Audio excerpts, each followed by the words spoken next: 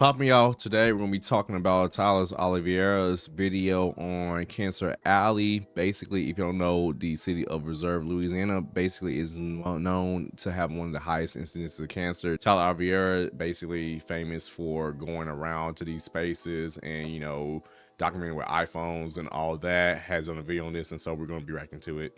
The EPA says the cancer risk here is almost 50 times the national average. Lord. The plant puts people who live and work near the facility at the highest risk of developing cancer in the country. More than 100 petrochemical plants and refineries dot this corridor between New Orleans and Baton Rouge, often referred to as Cancer Alley. One of the biggest things that a lot of people don't really know about these, corporations, or don't really pay an eye to, is how close they are to vulnerable Black and brown communities. Because at the end of the day, a lot of times these communities are seen as expendable, and usually not only are they exposed to a higher risk of disease and other elements, but oftentimes they don't have the resources support to be able to take care of them. And met up with Robert, an 82-year-old lifetime resident of Reserve who lives a few blocks from the plant. I lost my mother to a weird cancer. My brother, my other daughters had cancers. My neighbors and friends. Robert, where are we right now? You're in the center of Cancer Alley. We're trying to talk to the people that live here and ask them about Cancer Alley and see if they know anyone who's had cancer. How you taking pictures, man? Get away from my house. Okay, sorry. Get away from my yeah, I don't blame him for that reason. Okay. Yeah. Is it like a controversial thing? No. Pictures. No? No cancer. No cancer. Stop action. Okay. They were pissed. That's the one thing I have against Tyler videos, and the same thing with Mr. Beast. I understand they're trying to do good work. I understand trying to expose different things about America. But I think one of the biggest things I've had, because I watched a few of his videos, I watched his video in New Orleans, I watched his video on some of the other cities he visited, and it's just he just comes in and does these interviews and stuff without just having consent, or just kind of just coming up to people, and it's just that is a big problem, especially since you look white, because oftentimes white people have taken advantage of vulnerable communities, pressing needs and problems to try to make a come up, trying to make money off of it. And if you see Tyler's channel, he's at 5 million subscribers, doing videos about the most pressing issues in many Black and brown cities. And is any of that money going towards actually building efforts to create sustainable change in it? I don't know. I'm not gonna critique it right now, but that's one of the biggest issues I have with him trying to expose this, because not only do we have this problem just in capitalism, whatever, but even the education space, you got a lot of people who are getting their PhDs, a lot of white people getting their PhDs, who come into the communities, don't really try to just create sustainable change. You're just there to get a research paper, a dissertation, and get their PhD, and never to be seen again, leaving the communities they're vulnerable and still having the issues that they still have, if not them being worse. One thing I want to mention is the Bhopal disaster. I just learned about it since I'm taking the actual public health ecology this semester. Basically, there was an American plant based in that town that was at the center of one of the most poorest as well as most vulnerable communities there. And basically one night there was an accident, there was an explosion, and basically it released toxic gas into the air, which left a thousand people unalived, as well as caused crippling diseases as well as ailments for many years to come, including cancers, blindness, just many different things, as well as birth defects, to add on to that. So definitely I understand his frustration, because so many times this is just an American issue. This is an issue all across the world. Why haven't you moved? Why should I move? Bro, that's the dumbest question. My main thing, not even just a sentimental value not moving, is people just can't get up and move. The biggest thing about Hurricane Katrina, a lot of people were just wondering why residents in the city didn't go up and leave the hurricane. I was a lot of people didn't have means to do it. A lot of people didn't have no transportation. Not everyone has a car. Not everyone has a cousin that has a car, as well as a lot of people just didn't have the money to get a flight ticket or do whatever just to get up out there. There was no Uber, no Lyft, whatever. Basically, you had to get out by your own means, because the city of the poor job of doing that, that's really another video in itself. But it's just why should people move for the mistakes of a company or like the greediness of a company? Like, I get, like, you know, you gotta do the best what you can, but a lot of people don't even have two pennies to rub together to be able to like take care of groceries and stuff, especially in this inflation, let alone buy a new house in this market. 1963, I noticed the construction. We could see the construction going on when we passed on the highway right there. But we knew nothing about it. No, they never talked to us formally. We saw the white residents moving out. Ever have difficulty breathing out here? We breathe all the pollen and dust. Okay. Is there any history of cancer with your family or anyone who's lived with you? My mama had breast cancer. Did she live here? Yeah. Got a little brother that died of leukemia. Do you feel like they're responsible for the cancer? Or the chemicals, I guess. Don't shoot me, don't shoot me, don't shoot me. Hey, how are you? Yeah, it's just like comments like that is why I don't like his video, because like he's exposing a big issue, don't get me wrong, but it's just like, keep in mind, you are like somewhat privileged, you know, I don't want to say just white, but you know, you white too, you know, going into like an area where people are being, you know, disenfranchised, affected by this dust, and it's just like, you know, people, it's a touchy subject.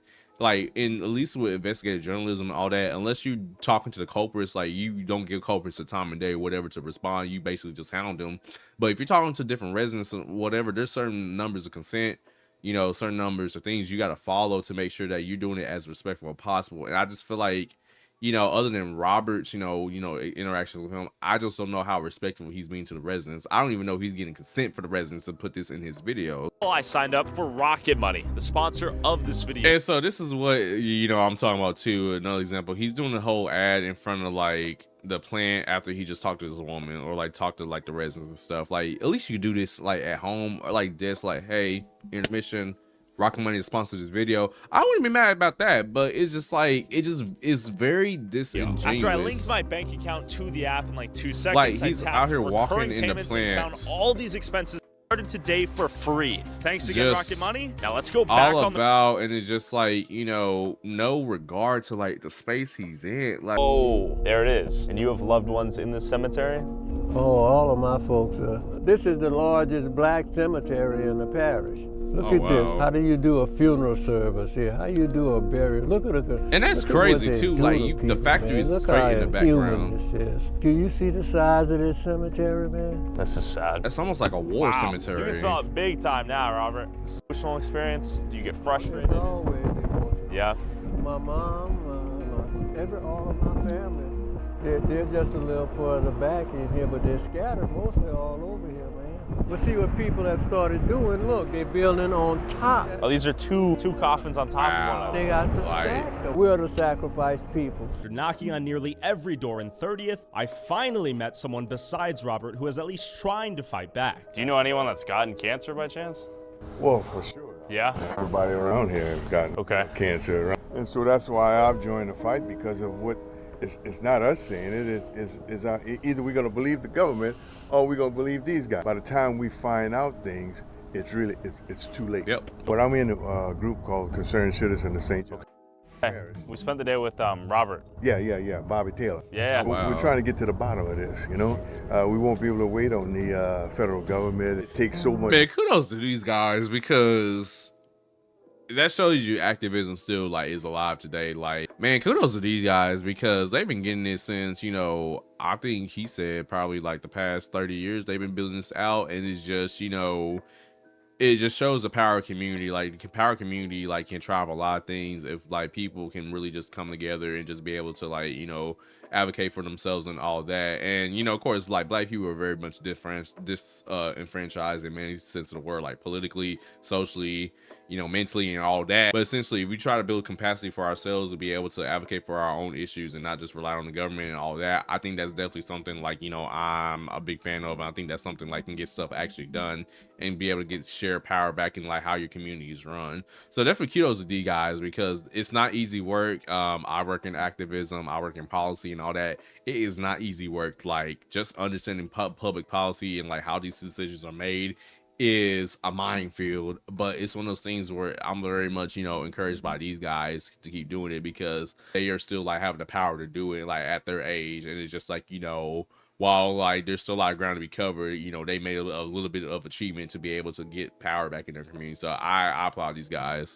Until you learn that companies are working to build even more factories out here. This little community here of Wallace, I think it's got about like 850 happening. people. And they want to put what here? They want to put a gigantic grain elevator.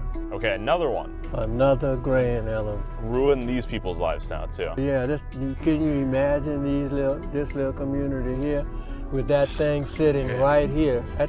With more factories being built, more jobs are being made. And these people might need a new place to live. By new, I mean brand new. Robert, final phase selling now. They're building more homes? Why?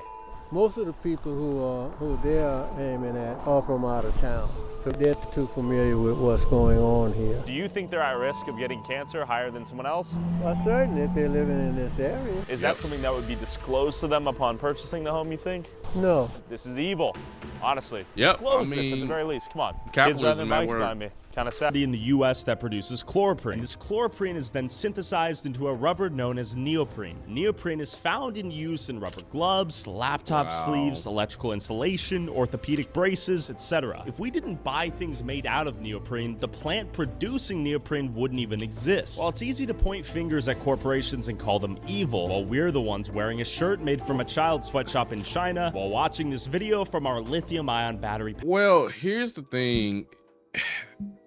I get what he's saying, and like me, I've been trying to get off of Amazon because Amazon got evil practices, whatever, and like I personally use like secondhand stuff from Macari. We live in a society where a lot of stuff like, you know, that would be manufactured in these sweatshops or made in like, you know, these, you know, factories in Cancer Alley. They are essential to everyday life, and like we can't really live without them, like a phone, tablet, or something. They have been so quintessential in education, in media, and TV, whatever.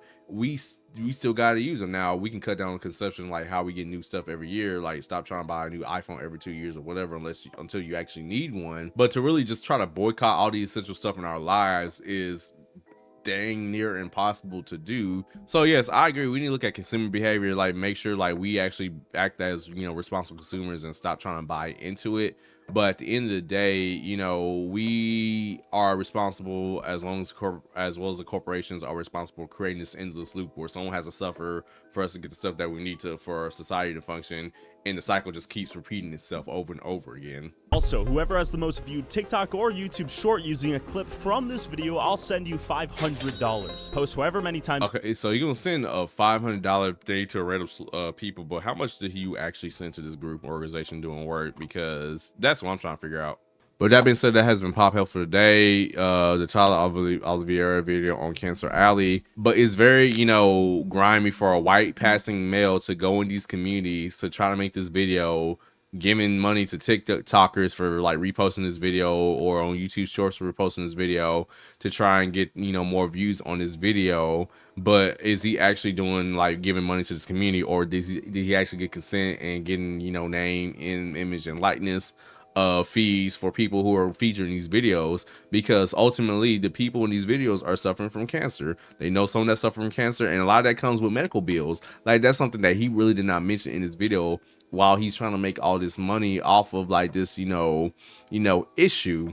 And that doesn't mean that it shouldn't be spotlighted. That doesn't mean, you know, it shouldn't be highlighted. And that doesn't mean like his video is just terrible outright. It really opened my eyes out to a lot of issues that's going on. But my main thing is just like there's a lot more stuff that he can do with his power, rather than just, you know, just showcasing some people, if that makes sense. So with that being said, if you like to see today, like, subscribe, turn on post notifications, all that one for good stuff. If you want to see more of my videos, here's one I did on the homeless issue happening in the West Coast, as well as a Supreme Court ruling that could really, you know, put a really dent in a lot of, you know, different efforts going on with homelessness. So go see that. But with that being said, stay warm, especially in Texas, in the South, where you're supposed to get another freeze later.